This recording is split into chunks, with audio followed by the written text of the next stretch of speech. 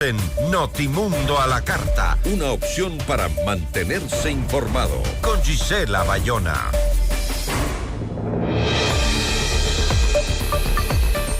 La canciller Gabriela Sommerfield, la ministra encargada de Energía, Inés Manzano, y el secretario general de Integridad Pública, Julio Neira Hanse, acompañaron al presidente Daniel Noboa en su viaje a Colombia este martes. ¿Por qué no se logra conseguir energía para el país?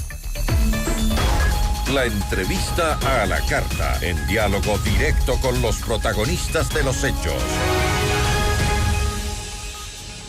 Nos acompaña a esta hora Fabián Calero, viceministro de Electricidad. Viceministro, ¿cómo está? Muy buenas tardes. Buenas tardes.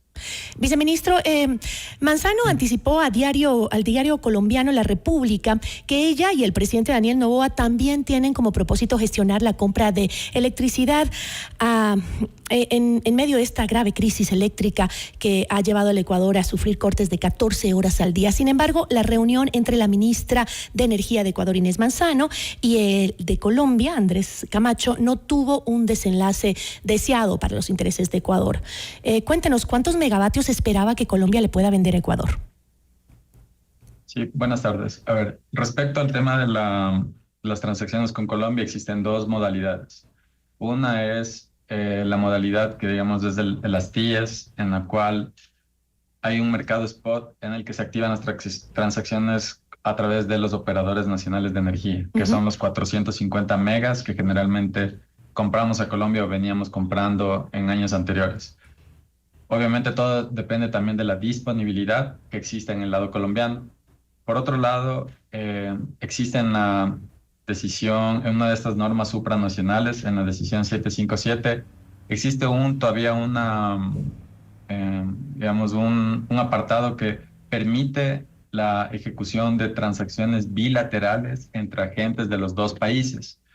El señor presidente y la señora ministra nos han dado la disposición de efectuar y coordinar desde el lado ecuatoriano todas las acciones que tengamos que hacer para implementar esta medida. ¿Qué nos permite esto? Nos permitiría que un agente aquí en el país de Ecuador pueda comprarle energía directamente a un agente en Colombia. Entonces, eso es una contratación bilateral. ¿Cómo se activa esto? El Ecuador recientemente, digamos, el día de ayer, aprobamos una regulación que nos establece el mecanismo que tendríamos que aplicar nosotros para poder efectuar esta transacción bilateral. Entonces, es un mecanismo adicional que tenemos y que lo vamos a poner en funcionamiento de aquí en adelante, mientras se regulariza el tema anterior. Sin embargo, el gobierno de Colombia ha dicho que ayudará a Ecuador con energía siempre y cuando la situación de la sequía mejore, ¿no? Ese otro proceso que se haría diferente al mercado spot, ese otro proceso, ¿se lo va a hacer ahora o también incluye dentro de la decisión de Colombia que acaba de decir lo haremos pero cuando la situación mejore? Sí. Son dos mecanismos que son complementarios. Es decir, cuando se puede activar una transacción TIES de 450 megas, por ejemplo, se la activa porque no hay nada que impida eso. Colombia, de lo que nos podemos ir monitoreando día a día, ellos están recuperando su reserva porque al igual que nosotros y que toda la región han enfrentado una sequía extremadamente crítica como la de nuestro país. Entonces, con los caudales mínimos históricos que han hecho que desciendan también sus niveles de reserva, sus embalses. Entonces, ellos están recuperando y técnicamente valorarán cuándo sea el mejor momento para podernos vender en función de sus análisis operativos. O sea, ¿ha mejorado la situación del estiaje en Colombia como para esperar que ahora nos puedan volver a vender energía? Se está recuperando poco a poco. Ustedes toda esa información es oficial en la página de XM, pueden ir viendo el nivel de los embalses y la recuperación de ellos. Entonces, la idea sería que una vez ya cuenten ellos dentro de su análisis operativo, cuál sería el mejor momento de vendernos, pues se activará esa transacción. Por otro lado, complementariamente tenemos este otro mecanismo que es una contratación bilateral con agentes privados de allá, es decir, pueden tener energía disponible, energía con base a combustibles líquidos, porque existe una resolución en Colombia que faculta para ese tipo de generación. Entonces, una vez se identifique, existen varios oferentes que nos pueden ofrecer generación de excedentes de ellos nos podrían vender a nosotros a través del vínculo de Colombia. Ok, si estas alternativas con Colombia no llegan todavía, ¿qué soluciones se baraja en el gobierno? El gobierno del presidente, digamos, ha tomado las decisiones y lo ha hecho de manera responsable. Se ha invertido, ha sido el único gobierno de los últimos 5 o 7 años que ha invertido más de alrededor de unos 800 a 1.000 millones de dólares en la compra de esta nueva generación y en el arriendo de esta nueva generación. Hemos efectuado un proceso inicial en el cual se hizo la compra de 241 megas y 100 megas de arrendamiento a través de una barcaza. Ya, ¿y cuál es el cronograma? Se lanzó un segundo proceso de generación. Usted me puede decir, eso no es suficiente. Claro que no es suficiente. Por eso, de la misma forma, responsablemente, nos asignó recursos directamente a SELEC para la compra de esta nueva generación, en la cual compramos alrededor de más de 400 megas en el segundo proceso. Se arrendó alrededor de 300 megavatios de generación. Entonces, en menos de 8 meses se ha incorporado al sistema alrededor de 1.000 megavatios, cuando sabemos que el déficit establecido por el SENACE oficialmente son 1.080 megas. Entonces, ¿qué nos permite eso? Recuperar y abastecer la demanda y contar con una reserva de generación. ¿Esos ya están dentro del sistema interconectado? Es decir, ¿ya estamos recibiendo esa energía que usted menciona? El primer proceso está en temas de construcción y el primero, el de la barcaza, ya se encuentra entregando 100 megavatios firmes el sistema nacional. ¿Y cuál es el cronograma de ejecución de todo lo que ha contratado y comprado hasta ahora el gobierno? Son diferentes procesos, unos entran en noviembre, otros en diciembre, otros en el primer cuatrimestre del siguiente año. Pero como bien se mencionó, esta es una solución, no es una solución parche, esto es una solución definitiva a toda esta problemática, ¿sí? El problema, ¿qué sucedería el siguiente año si no se hacen estas compras? El siguiente año lo único que pasaría es que el déficit va a ser más grande, es lo único que sucede. ¿Y cuál es el déficit de energía actual en este momento? El déficit de energía. Como les digo, oficialmente son 1.080 megavatios, lo que establece el Operador Nacional de Electricidad del SENACE. Él es quien está monitoreando día a día, hora a hora, qué demanda tengo, qué generación tengo, y hace los análisis que se llaman de corto plazo, que lo establecen en un documento que se llama el Plan Bianual Operativo. Ahí establece el déficit de generación cada 3 meses. Ahora, y hace el monitoreo día a día también. Ahora, viceministro, con la venida de las fiestas de diciembre, ¿se espera que el consumo de energía aumente? ¿A cuánto? Generalmente tenemos las mayores demandas en el mes de diciembre en el país. O sea, ahí es donde se presenta el pico de consumo.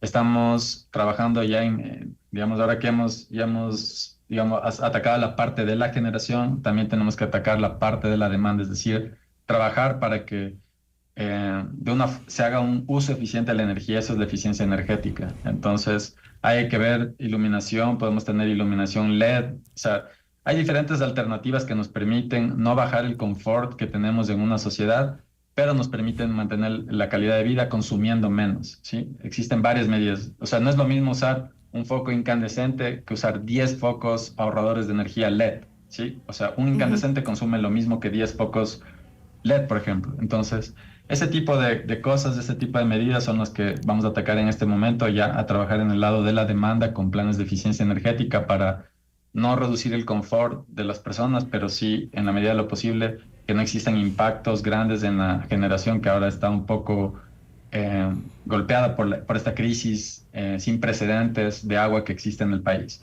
Ahora, por otro lado, también, si mejoran, perdón, solo para terminar esta idea, si mejoran obviamente los caudales, que lo han mejorado desde el día de ayer, todas estas condiciones operativas, el tema de horas, etcétera, eso es monitoreado día a día para ver las mejores decisiones que se puedan tomar más adelante. Por ejemplo, este martes la central hidroeléctrica Coca-Codo Sinclair opera con 6 unidades para generar 790 megavatios. El incremento, pues, entiendo que es positivo, ya que entre el 1 y el 26 de octubre la hidroeléctrica generaba apenas 576 megavatios, pese a tener una capacidad total de 1.500 megavatios. Sin embargo, ¿este aumento del caudal podría reducirse en poco tiempo? Tenemos pronósticos del INAMI que nos dan buenas expectativas para esta semana y la siguiente. Entonces, el día de hoy tenemos caudales en Coca-Cola de alrededor de 200 metros cúbicos por segundo, lo que ha permitido que la central vuelva a operar con, digamos, con una mayor, o vuelva a aportar más al país. El problema entre Coca-Cola, la diferencia entre Coca-Cola y todo el complejo hidroeléctrico Pauta Integral es que en Coca-Cola no hay embalse, ¿sí? Entonces, una central de pasada. Solo tiene un pequeño embalse que se llama embalse compensador. Ese embalse compensador lo que me permite es subir la potencia de 1000 megavatios a 1500 por 4 horas. Así opera Coca-Cola. Con ese embalse de 4 horas puedo hacer eso.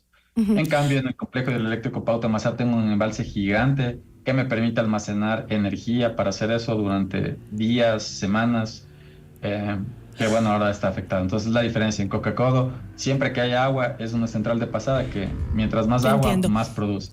Ahora, ¿qué pasó finalmente? ¿Se actualizaron los horarios de los cortes de luz o siguen siendo una sorpresa para la gente cuándo va a tener luz o cuándo no? A ver, no es ninguna sorpresa porque los horarios, como se ha dicho, son publicados oficialmente. Lo que se solicita a la ciudadanía es que revise los canales oficiales, en este caso la página del Ministerio de Electricidad y las empresas distribuidoras. Ahí están los horarios oficiales que han existido, e incluso ahora lo que le llamamos en estos documentos, que les decimos las artes donde están los horarios, ponemos un sello para sí, pero anunciaron que se van a reducir. Anunciaron que se van a reducir. A ver, lo que se anunció ahora es que esta medida responsable que se tomó para preservar justamente la seguridad en Masar es subir de 8 a 14 horas y es lo que se está cumpliendo en este momento. Lo que sí sucede es que energía adicional que puede presentarse en el sistema, como lo que sucedió el día de ayer, por ejemplo, en el caso de Coca-Cola Sinclair, que como le comento es una central de pasada, que no me permite almacenar la energía. Entonces toda la energía que produce Coca-Cola yo tengo que entregarla al sistema. ¿Qué es lo que se ha hecho? Se ha optimizado y se ha entregado esa energía durante varias horas adicionales al día en todos los sectores del país. Eso es lo que se ha realizado. Pero eso depende día a día porque esta central no tiene embalse. Esa es la única diferencia con hacer lo mismo si tuviéramos esta condición en el complejo Pauta. Ahora, me gustaría analizar la entrevista del presidente porque aumenta un poco la preocupación al escuchar que el presidente prioriza la empatía frente a lo que dicen sus técnicos. ¿Ha sido este tipo de decisiones empáticas las que han llevado a Masar al límite? ¿Cómo reciben los técnicos las declaraciones del presidente? Las decisiones que se toman en el país en temas energéticos son decisiones responsables que son monitoreadas, como le comento, día a día. Es una decisión interinstitucional en la cual participa el SENACE, la agencia, el ministerio y obviamente también tienen conocimiento las autoridades del señor presidente y todos.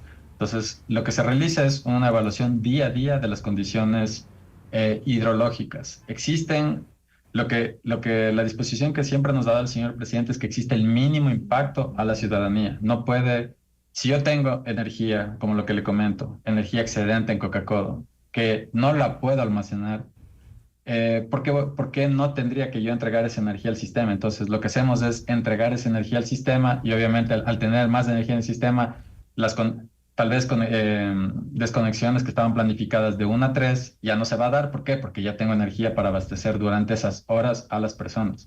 Entonces, es un tema siempre en positivo, un tema en causar el mínimo impacto a la ciudadanía, en que si existe la posibilidad de entregarle energía a los ciudadanos para que inicien sus negocios, para que, aunque sea por un par de horas adicionales, puedan Pero, viceministro, producir, usted es técnico. Usted es técnico. La técnica sobre las hidroeléctricas entiende las decisiones empáticas de lo que la ciudadanía necesita. Las soluciones son técnicas, yo soy técnico y se toman las mejores soluciones técnicas en el país, en todas las instituciones, con la condición nuevamente de generar el mínimo impacto en la ciudadanía. Esa es la condición. Entonces, eso es, si tenemos la oportunidad de técnicamente no afectar a la ciudadanía, es lo que se está haciendo. Entonces, mejoran las condiciones, esa energía adicional se la va a entregar siempre a la ciudadanía. Ahora, nuevamente, solo para que le quede claro, sí, digamos, esa energía no se puede almacenar, no se puede guardar. Yo tengo que entregar esa energía al sistema.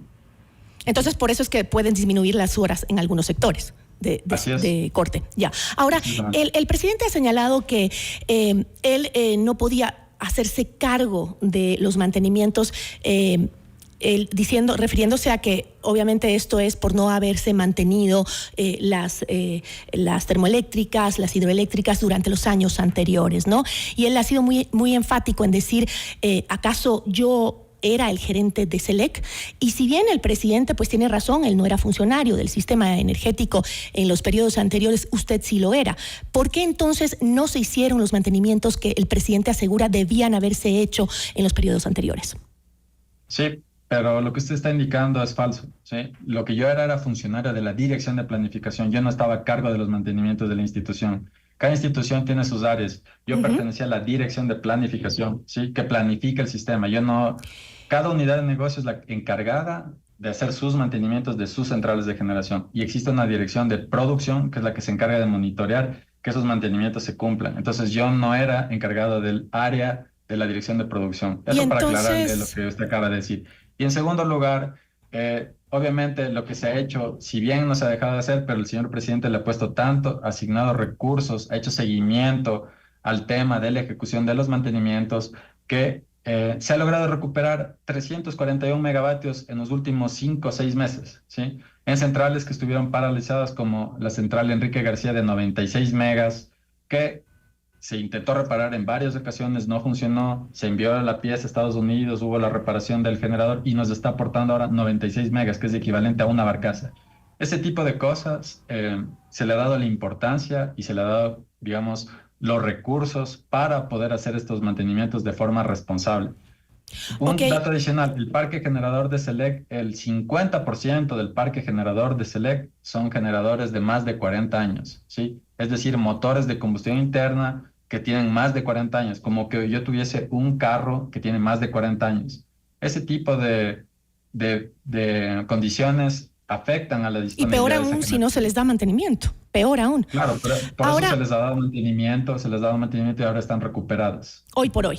Pero, ¿qué pasó durante los gobiernos de Moreno y de Lasso, donde no se invirtió en aumentar justamente 1 megavatio más al sistema energético? Y recordemos que usted fue gerente de expansión energética. Sí.